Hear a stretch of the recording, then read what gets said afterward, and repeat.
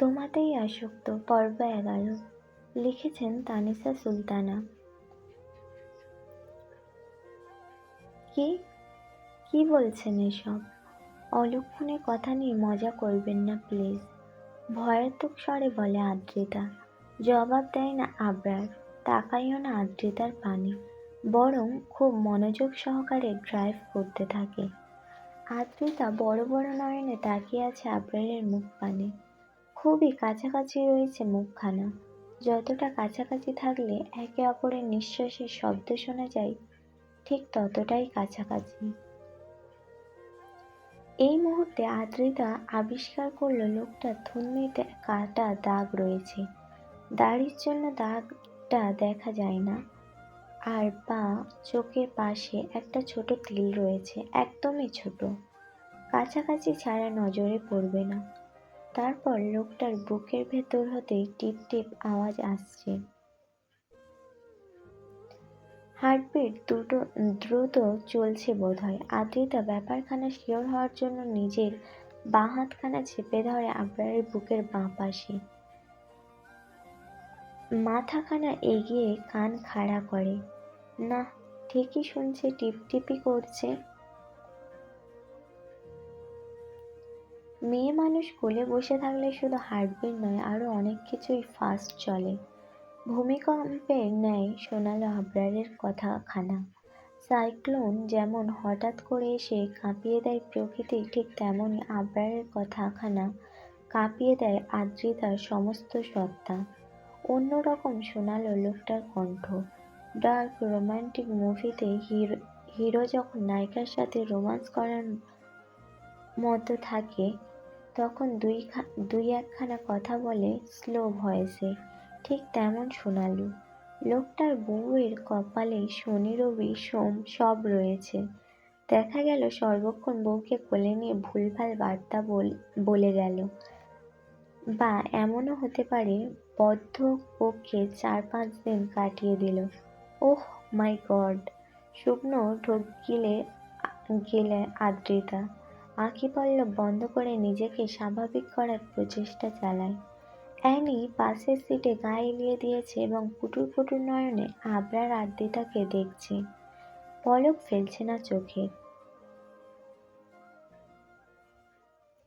আবার কিছু বলছেও না, যেন আদ্রিতা এবং আবরার মুভি করছে আর অ্যানি সেই সিন দেখছে। একটু নড়ে চড়ে ওঠে আদ্রিতা, আবরারের কাঁধে হাত দিয়ে একটু ভালো করে বসার চেষ্টা করে। তখনই আবরার ফের বলে ওঠে, ডোন্ট ডিস্টার্ব। কপালে ভাঁজ পড়ে আদ্রিতার। কখন সে ডিস্টার্ব করলো? উল্টে সেই তো আদ্রিতাকে ডিস্টার্ব করছে। হাতে ভেজা ভেজা কিছু অনুভব করতে আদ্রিতা নজর দেয় আবরারের গলায়। ঘেমে গিয়েছে লোকটা, কিন্তু কেন? ওয়েদার তো ঠান্ডা, শীতের পোশাক পরার মতো ওয়েদার, তাহলে এই হাতে ঘামছে কেন? আশ্চর্য। হঠাৎ গাড়ি থেমে যায়। আদ্রিতার হুঁশ ফেরে। এতক্ষণ আবরারকে অনুভব করতে এতই ব্যস্ত ছিল যে কখন পথ ফুরিয়ে গিয়েছে খেয়ালই করেনি। আবরার চোখ বন্ধ করে আদ্রিতার কোমরে হাত রাখে, গভীরভাবে ছুঁয়ে দেয় কোমরের ভাঁজ। পুনরায় কেঁপে ওঠে আদ্রিতা। নিজের হাতখানা রাখে আবরারের হাতের ওপর এবং বল প্রয়োগ করে ছাড়ানোর চেষ্টা করে। রিনরিনিয়ে বলে, আমি নামবো। বিরক্ত হলো বোধহয় আবরার। চোখ মুখ কুঁচকে চোখ খুলে আদ্রিতার নিচু মুখের পানে তাকিয়ে গম্ভীর স্বরে ভয়ঙ্কর কিছু অশ্লীল বাক্য আওড়ায়। আদ্রিতা চোখ মুখ খিচে বন্ধ করে ফেলে। কান দিয়ে যেন ধোঁয়া বেরুচ্ছে তার। ছি, লোকটা এত অশ্লীল। বিড়বিড় করে বলে, আপনি প্লিজ মুখে ফুল স্টপ মেরে থাকুন, মুখ খুললেই ভূমিকম্প হয়ে যাবে। আবরার বোধহয় শুনতে পেল আদ্রিতার কথা, তাই তো চাপা স্বরে বলে ওঠে, ওহো, ভূমিকম্প এখনো হয়নি। আসিফ আদনান নামটা আর একবার শুনলে ভূমিকম্প হবে তোমার ছোট দেহখানায়। সহ্য করতে পারবে না, মরে যাবে। নিজ বক্তব্য শেষ করে সিট বেল্ট খুলে গাড়ির দরজা খুলে দেয় আবরার। আদ্রিতা যেন এটারই অপেক্ষায় ছিল। তাড়াহুড়ো করে নেমে পড়ে আবরারের কোল হতে। কোনো দিক না তাকিয়ে এক দৌড়ে চলে যায় মূল ফটকের ভেতরে। দরজার সামনে দাঁড়িয়ে বুকে হাত দিয়ে জোরে জোরে দুটো শ্বাস টানে। এতক্ষণে যেন শ্বাস আটকে ছিল। লোকটা ভয়ঙ্কর, শুধু ভয়ঙ্কর নয়, নির্লজ্জ। ছি, কী সব কথা বলে! মুখে কোনো ব্রেক নেই, অসভ্য হাতি একটা। জিভ দ্বারা ঠোঁট ভিজিয়ে নেয় আদ্রিতা। কলিং বেল চেপে দাঁড়িয়ে থাকে। একবার পিছু ঘুরে উঁকিয়েও দিয়ে ফেলেছে ইতিমধ্যে। মনে হচ্ছে এই বুঝি লোকটা পেছনে চলে আসলো আর আবারও কিছু ভুলভাল বাক্য আওড়ালো বা আদ্রিতাকে। না না, ছি ছি, লোকটা আর এমন করবে না। অ্যানি আদ্রিতার পা ঘেঁষে দাঁড়ায়। সে মাত্রই দৌড়ে এলো। মিনিট দুয়েক পরে সিয়াম দরজা খুলে দেয়। আদ্রিতাকে দেখে একগাল হেসে বলে, উফ আদ্রিতা, তুমি হচ্ছ চোখের শান্তি। তোমায় দেখলেই পরাণ জুড়িয়ে যায়।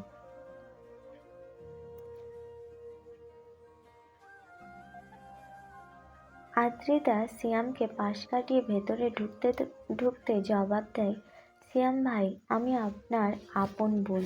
ফ্ল্যাট করবেন না। সিয়ামের হাসি মাখা মুখখানা চুপসে যায়। হাত দ্বারা কপালে দুটো আঘাত করে উচ্চস্বরে বলে, ইয়া মাবুদ, এই ছিল আমার কপালে! হতে চাইলাম বর, বানিয়ে দিল আপন ভাই। এসব আমি কেমনে সহ্য করব? আদ্রিতা হেসে ফেলে সিয়ামের কথা শুনে। অলস ভঙ্গিমায় সোফায় এসে বসে। হাতের ইশারায় সিয়ামকেও ডাকে। নিজের পাশে বসতে বলে। ভদ্র ছেলে সিয়াম এসে বসে আদ্রিতার পাশে। ভাই, উনি বলল আই এম ইয়োর হাজবেন্ড। কেন বলল গো? কাহিনী কি, পাগল হলো নাকি? আরে ধুর, ওই শালা পাগল। ছোটবেলায় তোমাদের বিয়ের কথা হয়েছিল, ও সেটা ধরেই পড়ে আছে।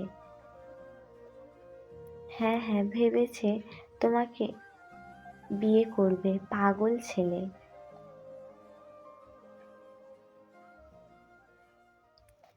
ক্যাবলা মার্কা হাসি দিয়ে বলে সিয়াম। হতাশ আদ্রিতা দীর্ঘশ্বাস ফেলে বলে, পৃথিবীতে এত এত ভালো মানুষ থাকতেও আমার বিয়ের কথা কেন ওই হাতির সাথেই হয়েছিল সিয়াম ভাই? সিয়াম সান্ত্বনা দেওয়ার ভঙ্গিমায় বলে, তুমি চাইলে হাতি ডিলিট করে সিয়ামকে সেভ করতে পারো, অপশান আছে। আদ্রিতা মুখ বাঁকায়, পাগলের থেকে হাতিই ভালো নয় কি?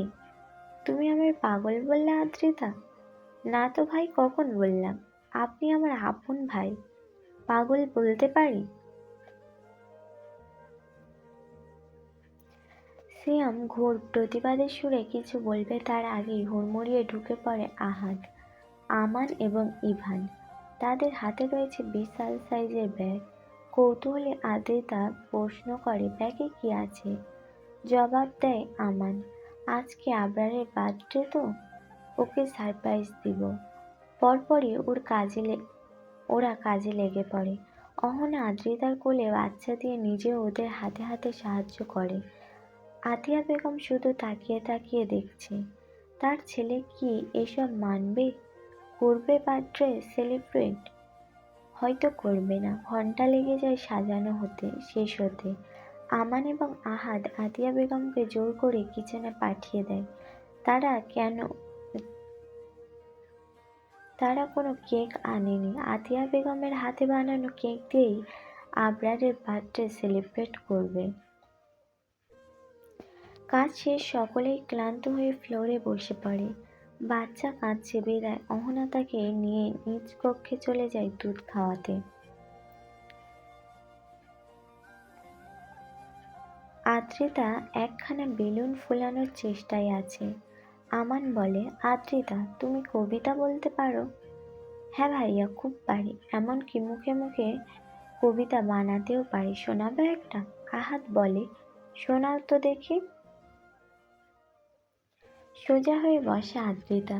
শুকনো কাশি দিয়ে গলা পরিষ্কার করে নেয়। তারপরে বলে, আম পাতায় জোড়া জোড়া, সিয়াম ভাইয়ের কপাল পোড়া, শিয়ালের ডাকে কুকুর নাচে,